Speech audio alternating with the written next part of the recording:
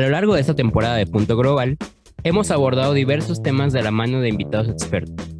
En este último capítulo de la segunda temporada de este espacio, repasaremos brevemente este recorrido. Acompáñanos. Este es un podcast producido por el Centro de Estudios Estratégicos de Relaciones Internacionales, CERI.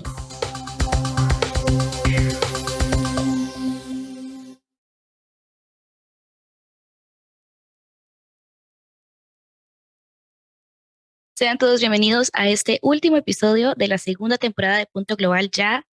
La verdad, personalmente se me ha ido bastante rápido y es un placer, como siempre, tenerlos acá en este espacio. Mi nombre es Ana Esquivel y junto con Ángel, hoy estaremos conversando un poco sobre el recorrido que hemos hecho en esta segunda temporada. Ángel, ¿cómo estás? Hola, muy bien, gracias por estar aquí otra vez. Gracias también a toda la audiencia que nos escuche no nomás por estar escuchando este episodio, sino por haber estado a lo largo de esta temporada y bueno, también mandarle un saludo a Federico Benzagen, que ha sido parte importante a lo largo de esta temporada, que hoy no nos puede acompañar, pero seguramente en próximas ediciones lo estaremos viendo por acá.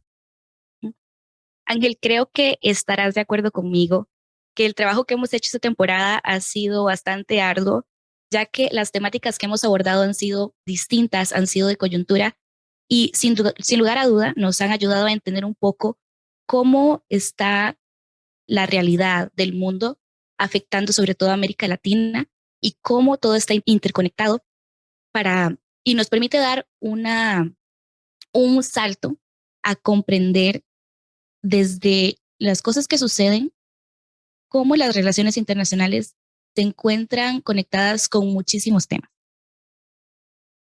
Sí, completamente de acuerdo y también un punto muy importante que yo resaltaría, además de los temas de coyuntura, es que creo que podemos observar justamente esto que mencionas, en cómo las relaciones internacionales están envueltas en diversas dinámicas y sucesos que suceden en la vida diaria, ¿no? Porque a veces a lo mejor desde la academia vemos teorías, vemos a las relaciones internacionales como este ente académico que a veces muchos estudiantes, inclusive practicantes, no saben muy bien cómo aplicarlo a la vida real. Y me parece que a lo largo de esta temporada hemos visto muy bien cómo a lo mejor en sucesos que sí pensaríamos que son parte de las relaciones internacionales, pero también en otros sucesos que no pensaríamos que son tan parte de las relaciones internacionales o que su papel no es tan activo, ¿no?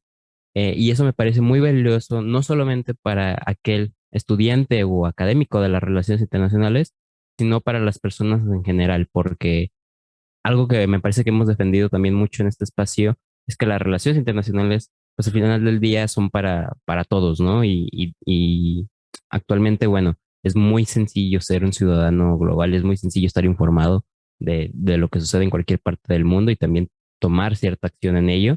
Entonces, creo que es un punto muy valioso que hemos recuperado a lo largo de esta temporada también.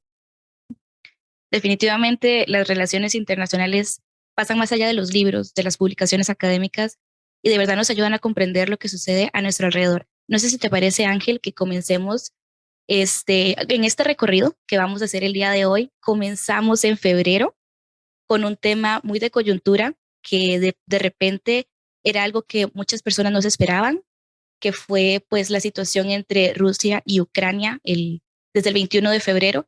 Y recuerdo que preparando este episodio nos preguntábamos cómo lo vamos a abordar, porque tiene tanto bagaje, o sea, hay tantas cosas detrás que cuesta a veces ver, pero este primer episodio de la mano de Ignacio Utín nos ayudó a ver y a ahondar en muchísimos detalles del contexto histórico y de la realidad de años más recientes para ver qué fue lo que pasó y qué nos podríamos esperar con el pasar de las semanas y de los meses.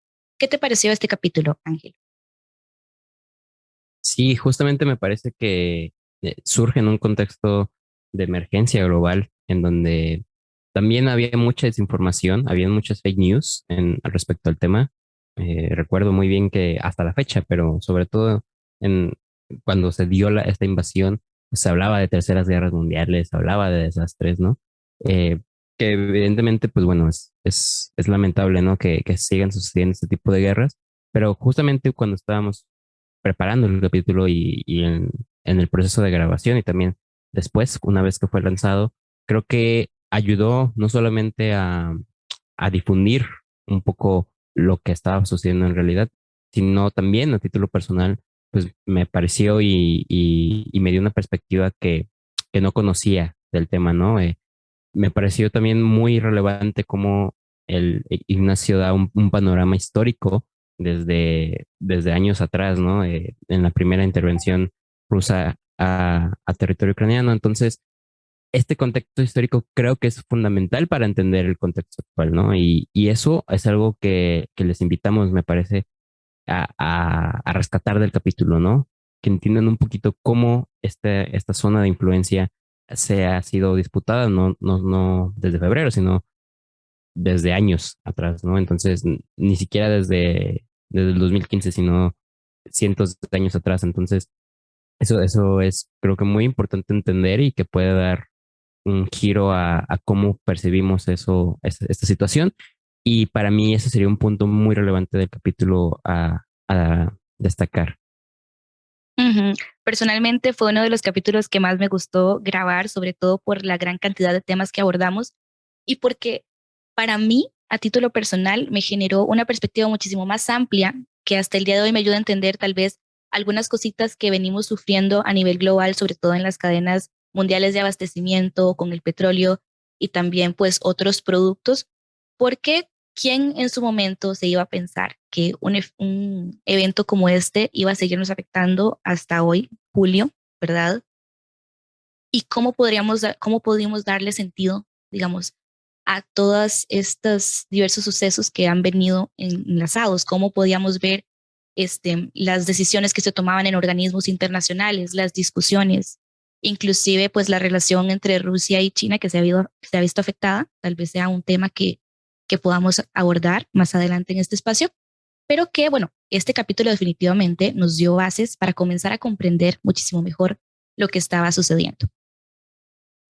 Teníamos un capítulo 2 también donde pues ya nos comenzamos a adentrar en qué estaba sucediendo en América Latina, sobre todo porque este año se dieron muchísimos procesos electorales y en este segundo capítulo hablamos sobre las elecciones en Chile, hablamos un poco sobre el resurgimiento de la izquierda a nivel de el continente y nos acompañó Mariano Musa, que es muy importante miembro del CEL. Sí, y creo que fue un capítulo muy relevante y que ha tomado toda esta situación, ha tomado relevancia a lo largo de estos meses con el triunfo, que bueno, ya hablaremos de inmediato de eso, pero con el triunfo de la izquierda en Colombia, con la Cumbre de las Américas que también tocamos. Entonces, y creo que no solamente en los capítulos, sino estos meses ha tomado relevancia todo este movimiento en la región. Y justamente en este capítulo, pues bueno, nos centrábamos en el triunfo de Boric, ¿no? Del presidente Gabriel Boric en Chile. Y nos preguntábamos varias cosas muy interesantes, ¿no? Como cómo llega esta persona al poder, qué significa su triunfo, no nomás en Chile, sino cómo esto puede afectar a la región, cómo puede modificar el escenario político de la región. Y algo que rescato de este capítulo también es cuáles son los principales desafíos de este nuevo gobierno y también cómo va a manejar o romper o mantener el status quo, que eso aún, pues evidentemente habrá que verse, ¿no? Habrá que analizarse, pero me parece que este resumen que hacemos en este capítulo desde los inicios políticos de Boric hasta la actualidad y también eh, qué tan cohesionada puede estar la izquierda y cómo podemos analizar el movimiento en Latinoamérica a partir de este suceso. Es un, es un análisis muy relevante y muy interesante. Insisto, sobre todo porque lo hemos visto, ya lo comentábamos en este entonces, en este capítulo, pero lo seguimos viendo en los meses recientes, en las semanas recientes en la región, y creo que será un tema de análisis para los próximos años. Definitivamente.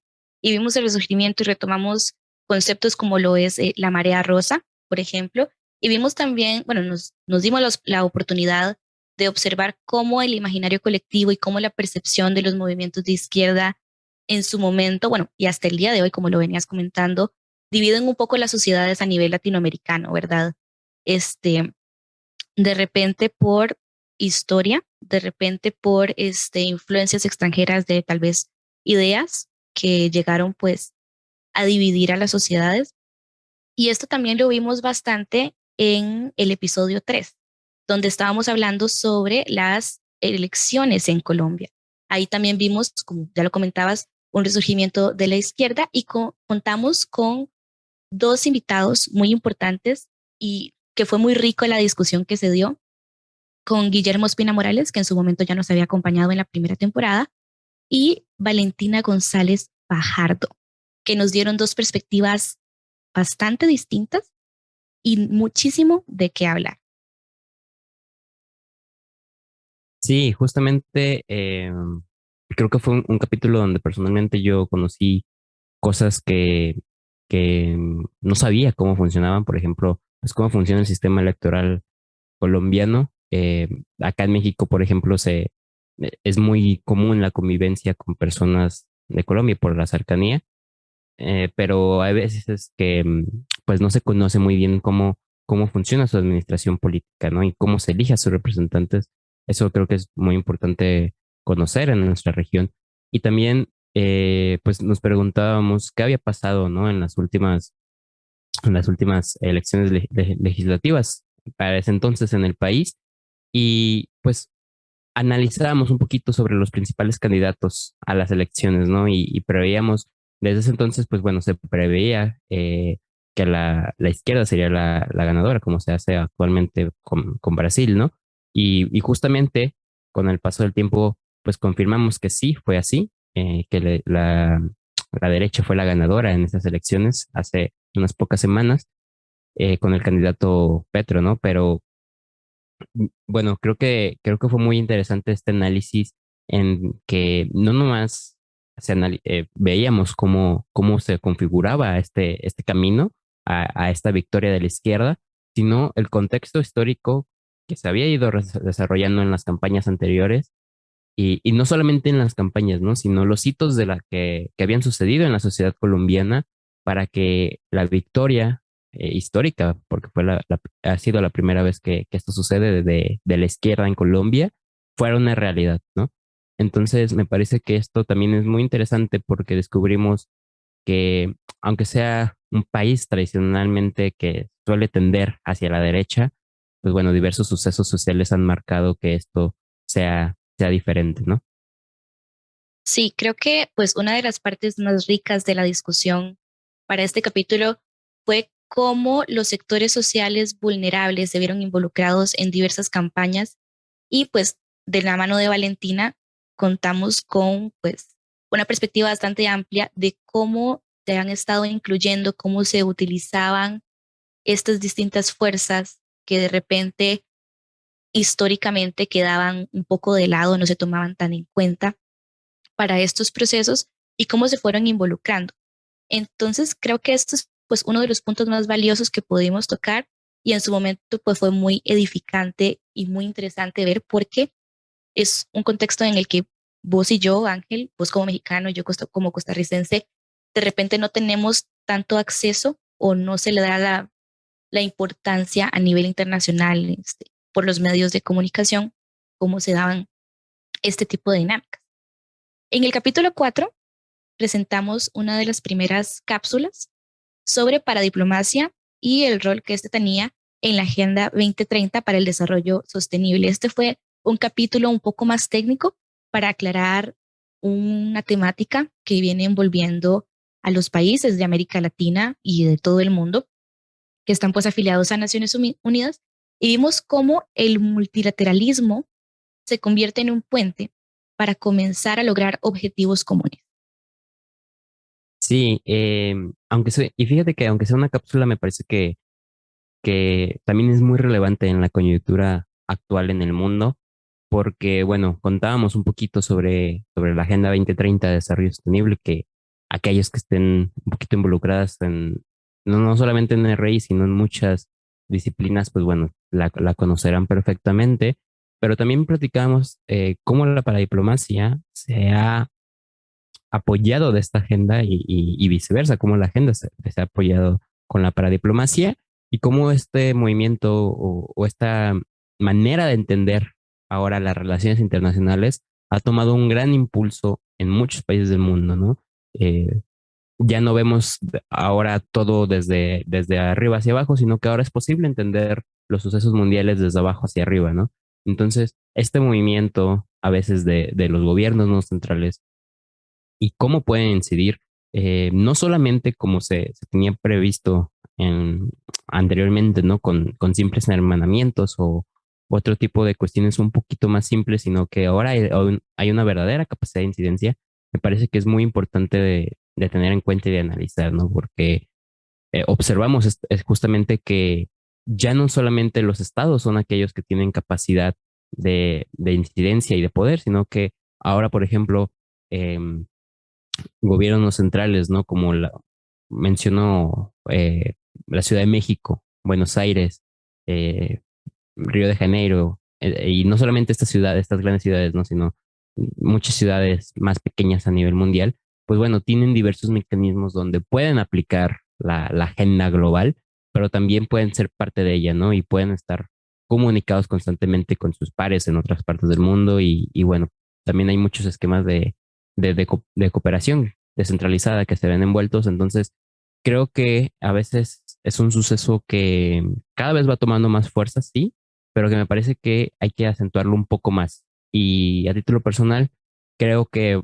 seguirá tomando más fuerza esto, sobre todo pues, con la globalización, con la dependencia que vivimos. Entonces, me parece que también va a ser un punto en las relaciones internacionales y en general en el análisis de cómo funciona nuestro planeta, que va a ir y será un punto fundamental en los próximos años. Entonces, eh, esta cápsula creo que también nos deja un poquito eso, el entender cómo surge esto, qué es la Agenda 2030, que mucha gente, aunque es un movimiento, es una agenda muy eh, que se difunde mucho a nivel mundial, pues hay mucha gente que no la conoce, ¿no? Y también qué es la paradiplomacia, ¿no? Que puede sonarnos como un concepto pues muy técnico, muy de relaciones internacionales, pero al final de cuentas, pues es algo que practicamos todos los días, ¿no?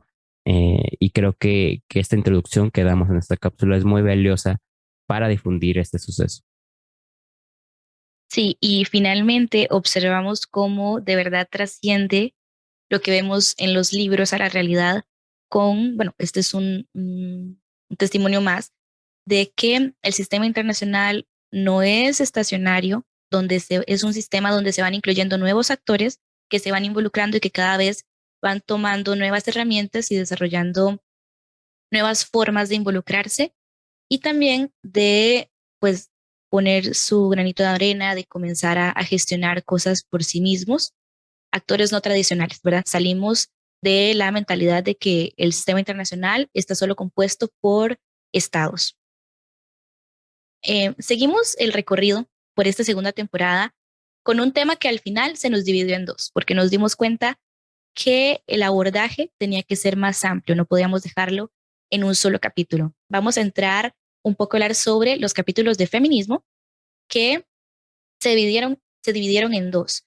La primera parte con Josefina Friccione y Daniela del Solar, que bueno, nos dieron la perspectiva un poco más desde el estudiante, desde los nuevos profesionales en estas ramas y con las que tuve una charla muy amena.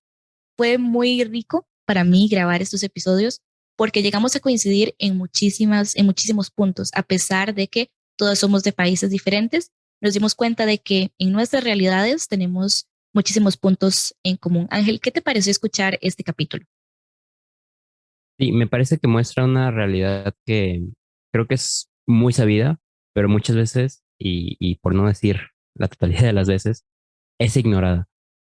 Sobre todo, por ejemplo, bueno, en este capítulo que se centraba un poco más en la academia, ¿no? En cómo se vive em, de las aulas, de la preparación para las relaciones internacionales, ¿no? Eh, un poquito desde, como digo, desde la academia, pero también desde lo práctico, me parece que está muy permeado en la sociedad actual. Y creo que ese es un punto muy relevante de este capítulo, no solamente para las relaciones internacionales, sino para todos los ámbitos laborales y sociales de nuestra región y del mundo, ¿no? Y creo que hacer ese análisis constante, no solamente de qué está sucediendo, sino cómo todos y todas y todos podemos cambiar esa realidad y cómo podemos aportar para que a veces no existan estas problemáticas de género que observamos, sean diferentes. Creo que es un punto, una reflexión del capítulo que es muy importante. Sí, y en el siguiente capítulo, pues sí nos adentramos un poco más en lo que sería la teoría y de cómo se ha visto el feminismo dentro de pues todos los movimientos de pensamiento de las relaciones internacionales de la mano de Melissa de Ciancio, donde discutimos aspectos un poco más tal vez duros o tal vez más del libro, donde vimos paradigmas, vimos diferentes visiones, vertientes, temáticas, y donde nos dimos cuenta también que en muchas ocasiones el feminismo como tal queda relegado a un tema secundario, a pesar de que permea básicamente todos los temas que que incluyen a las relaciones internacionales. Entonces vemos en este capítulo cómo hay un resurgimiento de las teorías feministas a partir de la realidad que se estaba viviendo en la calle y cómo se acerca un poco más en la vida académica del estudiante, cómo se incorpora. ¿Qué te pareció este análisis? Sí, me parece muy interesante y también de mucha ayuda.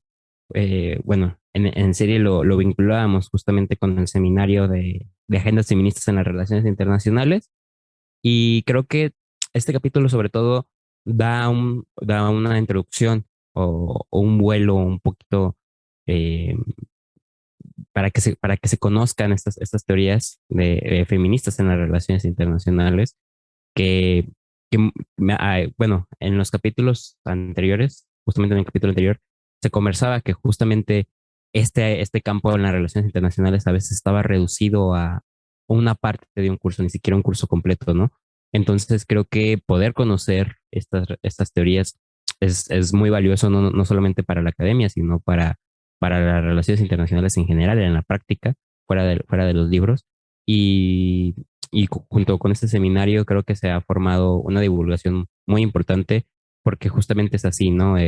Yo puedo decir que en mi universidad existe un curso especializado de feminismo y teorías de las relaciones internacionales, pero aún así no es parte fundamental de la malla curricular, ¿no? Y sé que así sucede en muchas universidades en el continente, que sí, a lo mejor hay materias, en el mejor de los casos, pero son asignaturas que se ofrecen como en un segundo término o como optativas o que pueden tomar como cursos aparte, ¿no? Y no son la parte fundamental a lo mejor de la formación en aquellas asignaturas que se habla directamente de teorías y cuando se hace, pues como comentábamos, se hace solamente en pequeñas clases, ¿no? O en apartados y pues darle la relevancia que se merece este tema, creo que es algo que podemos rescatar de los dos capítulos y también pues del seminario. Sí, una conclusión común que tuvimos en ambos capítulos es que el feminismo está pasando por una etapa de resurgimiento y que en un futuro no muy lejano lo veremos un poco más incluido entre las dinámicas académicas, no solamente de la región, sino del mundo, debido a los diferentes movimientos que se están experimentando. Continuamos esta temporada con una cápsula sobre la cumbre de las Américas. Esta cápsula, de repente, cuando la vimos a la luz de la coyuntura, observamos que había una discusión sobre la vigencia de este sistema, sobre si es efectivo que los líderes de la región participen y también vimos que hay un conflicto de intereses bastante importante a la hora de las discusiones en este sistema. Sí, justamente cuando conversamos y cuando hicimos esta cápsula, pues fue en un contexto muy relevante y muy de coyuntura, ¿no? Justamente ese día estaba me parece que era el segundo día de, de cómo se desarrollaba esta cumbre de las Américas. Y pues conversábamos mucho sobre esto que mencionas, sobre pues cómo funciona realmente, cómo ha permeado el funcionamiento de estas cumbres, a lo mejor con este dominio de los Estados Unidos en la toma de decisiones muchas veces de forma unilateral. Y lo conversábamos porque justamente en el escenario que estaba caracterizando a esta cumbre, pues era el descontento, ¿no? Que, de que no todos los países habían sido invitados y no solamente el descontento, sino que justamente habíamos visto acciones, por ejemplo, desde el presidente de México, Andrés Manuel López Obrador, de no asistir en, en forma como de protesta por esta decisión, ¿no? Entonces, y bueno, a esta acción también se le sumaban declaraciones de otros presidentes como el presidente de Argentina, el presidente de Chile, etcétera, que se sumaban a esta inconformidad, ¿no? Y además también creo que un punto muy interesante que conversábamos, además de esto y del contexto histórico que han permeado a las cumbres de las Américas, es pues qué papel juega actualmente, ¿no? Y de toda esta charla, lo que yo más rescato es que justamente no nomás observemos cómo, qué papel juega actualmente, sino qué va a pasar en los próximos años con esta serie de inconformidades y tal vez con este movimiento de izquierda en la región, ¿no? Se declaraba en ese entonces por parte de Maduro que se hiciera otra serie de reuniones donde efectivamente estuvieran todos los países de la región. Entonces, esta serie de contrapesos que ya se está comenzando a dialogar, en donde pues tal vez estas cumbres de las Américas cada vez vayan menos países, ¿no? Por estas inconformidades o que otra serie de mecanismos le hagan competencia.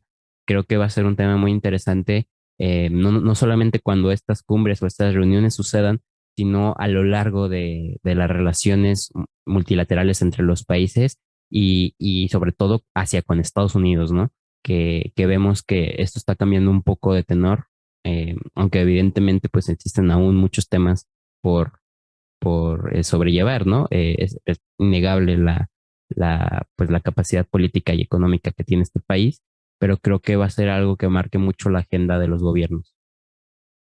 Sí, a propósito de esto, creo que algo que es importante rescatar y que debemos tenerlo en cuenta por las cosas que se vienen y por, como ya lo habíamos comentado, la vigencia del sistema, es que los temas principales son situaciones que van a seguir afectando a la región a largo plazo.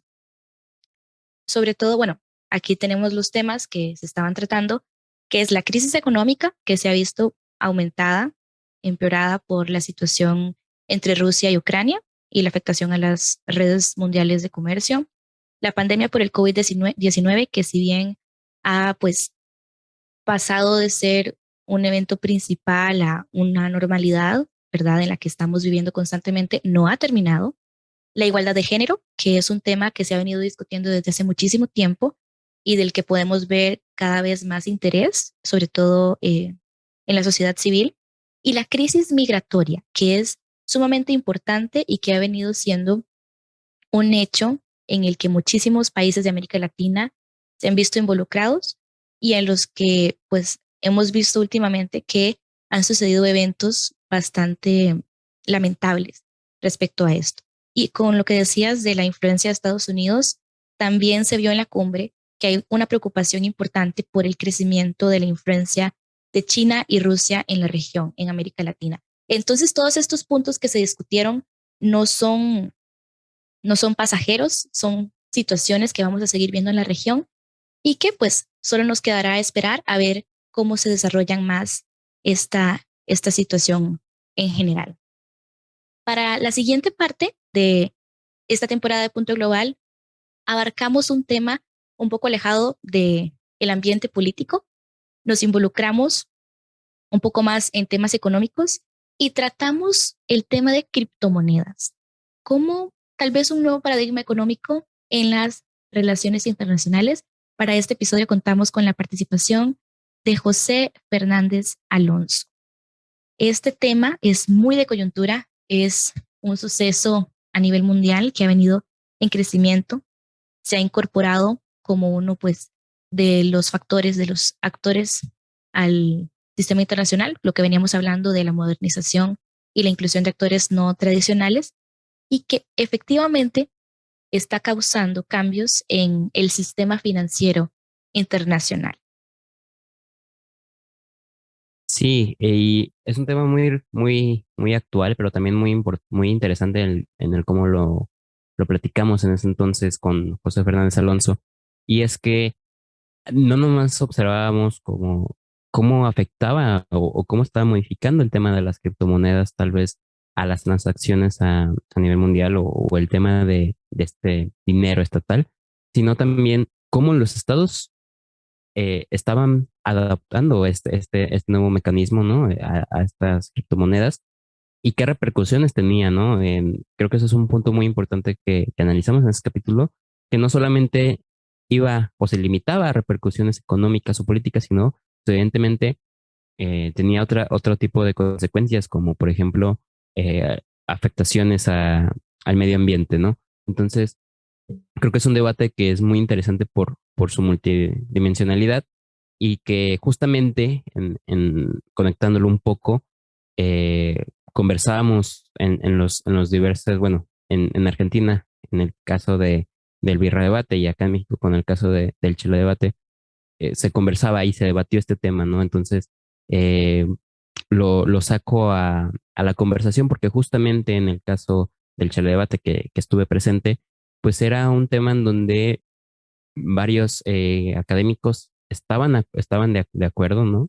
En que mencionaban que era como el futuro del dinero a nivel mundial, pero también había muchos otros que estaban totalmente en contra y que incluso pues tachaban a a las criptomonedas como algo muy malo, ¿no? No solamente en términos, como digo, ambientales, sino en términos monetarios. Entonces, creo que hay una dicotomía muy clara en este tipo de temáticas y hay posturas muy diversas y nutrir esta conversación es muy importante y creo que el capítulo lo hace porque bueno, al final de cuentas en el capítulo no es como que lleguemos a una conclusión tajante, ¿no? Creo que es un tema donde sí comentamos que hay que aprovechar esa tecnología, no solamente de las criptomonedas, sino también del blockchain, pero que hay que ser un poco cuidadosos y hay que ser cautelosos en las repercusiones que esto puede traer si no son aplicadas de una forma correcta. Efectivamente, los riesgos y el impacto ambiental creo que fueron unos de los temas más importantes que se tocaron en este capítulo y que son pues tal vez esa cara que no vemos a través de medios de comunicación internacionales o a los que no se les presta tanta atención. Para terminar, pues esta temporada dentro de sus temáticas más importantes, finalizamos con el capítulo que se refiere a narcotráfico y la agenda de seguridad en América Latina. Narcotráfico, igual que los temas que se trataron en la Cumbre de las Américas, es un tema muy importante para la región en el que los países se han visto envueltos por muchísimo tiempo y contamos con la colaboración de Aarón Villarroel Mora para este capítulo. Hablamos de cómo el narcotráfico y las relaciones internacionales se encuentran enlazadas, cómo las relaciones internacionales nos permiten analizar este tema, cómo las estrategias de seguridad nacional se configuran para comenzar a tratar este problema multidimensional y finalmente ahondamos en cómo el narcotráfico se ve en la región latinoamericana. Sí, y justamente fue una plática muy enriquecedora porque en el capítulo comenzamos como definiendo un poco el papel actual del narcotráfico en la agenda de seguridad, pero también analizamos un poquito cómo esta agenda de seguridad se debe de estructurar y de permear, ¿no? Lo que tiene que suceder y lo que está sucediendo no solamente en la región, sino también en el mundo, para que un tema pues sea y tome relevancia en esta agenda. Y creo que es un punto muy importante en el capítulo, ¿no? Que conversamos sobre este proceso de securitización y también de securitización, donde hacemos este análisis un poco más académico, ¿no? Sobre cómo suceden este tipo de sucesos. Igual lo conectamos un poquito con la coyuntura de temas como la invasión rusa a Ucrania y cómo inclusive los estados a veces utilizan esta seguridad para, pues para bienes o para intereses un poco más personales del estado, ¿no? Y eso creo que es muy, muy enriquecedor porque vimos que justamente el narcotráfico, al ser un problema tan complejo y tan multidimensional, no solamente se limita en la actuación de estos actores ilegales, sino que también estaba incluso permeado con las instituciones estatales, ¿no? Muchas veces en la región era parte gracias a la corrupción que se atraviesa. Entonces, eh, creo que algo muy importante de este capítulo es justamente que concluimos que no solamente es el Estado el que tiene que actuar contra el narcotráfico, que evidentemente pues es el principal actor que debe de levantar la mano, sino que este problema, al alcanzarnos a todos, pues evidentemente se observaba en la región, en diversos países, cómo la sociedad civil cada vez más se había involucrada, a veces por temor, a veces por coraje, a veces por iniciativa, ¿no? Em, para levantar la mano contra este tipo de sucesos, ¿no? Que también eso es otro tema, creo, me parece relevante, que aunque conversamos sobre cómo debe ser las estrategias correctas contra el combate de las drogas, pues no se limitaba al comercio de drogas, ¿no? Ilícitas, sino que, pues evidentemente que recoge una serie de aspectos sociales, económicos, culturales y políticos y, y bueno, creo que eso es lo que rescataría de este capítulo y también pues invitarlos ese mismo día que se lanzó, pues bueno, se llevó a cabo la conferencia magistral con el doctor Juan Gabriel Tocaliquian sobre aproximaciones sobre la seguridad internacional. Entonces, creo que desde el CERI se hizo un vuelo y un acercamiento a este tema muy completo y creo que los dos contenidos pues rescatan muy bien cómo empezar a analizar este tipo de dinámica. Definitivamente. Esta temporada, Ángel, creo que podemos concordar en este punto, ha sido una temporada de muchísimas temáticas de coyuntura en la que se requirió mucho trabajo detrás de todo el equipo de Punto Global que muchas veces pues no se ve tanto en el producto final y en el que nos esforzamos por tratar muchos temas que a pesar de ser tan distintos entre ellos, terminan afectando nuestra realidad. Sí, justamente, y bueno, aprovecho el comentario pues para agradecer a todo el equipo que pues hace posible esto. Em, y Me parece que hay un proceso muy, muy interesante y muy nutritivo de producción, de preproducción y de postproducción, en donde se arma no solamente un producto final o un podcast, ¿no? Estos diversos episodios que lanzamos al público, sino que también, pues al final de cuentas, internamente nutrimos mucho el conocimiento y también la discusión, pero también, y soy testigo de ello, también hacia el público final, ¿no? Y también creo que esta temporada ha sido y ha estado marcada mucho por eso, por la discusión, por el diálogo, por el debate. Y creo que también es importante agradecer al público, no solamente por haber escuchado los diversos capítulos, sino por divulgar esta información y continuar con esta serie de temáticas, ¿no? Ya sea desde el estudio, desde la academia o desde la mera plática cotidiana. Y eso es algo que creo que el podcast rescata muy bien y que vamos a seguir, por supuesto, dándole mucha prioridad y es cómo llevar las relaciones internacionales al día a día, ¿no? Y creo que en esta temporada, gracias a todo el equipo, hemos logrado eso y bueno, agradecerles de nuevo. Efectivamente, este es un espacio de aprendizaje para todos nosotros aprendemos montones a la hora de preparar este espacio, que lo hacemos con mucho cariño y dedicación. Y definitivamente este pequeño espacio no existiría sin todas las personas que nos escuchan.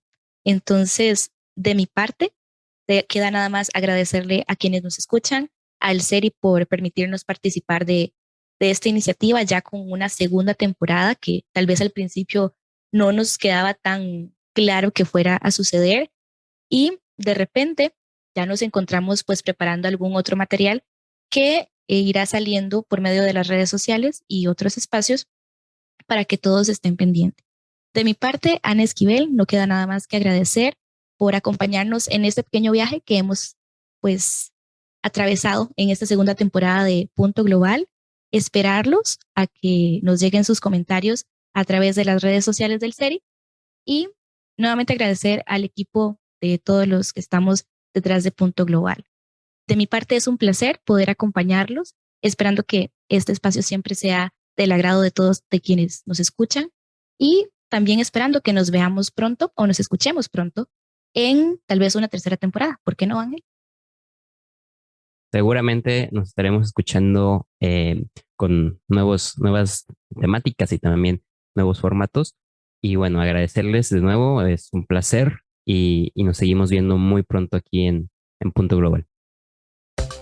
Recuerden que pueden seguirnos en Instagram como seri.global, en Facebook como Seri Global, Twitter @seri6 y en la web en www.seriglobal.org.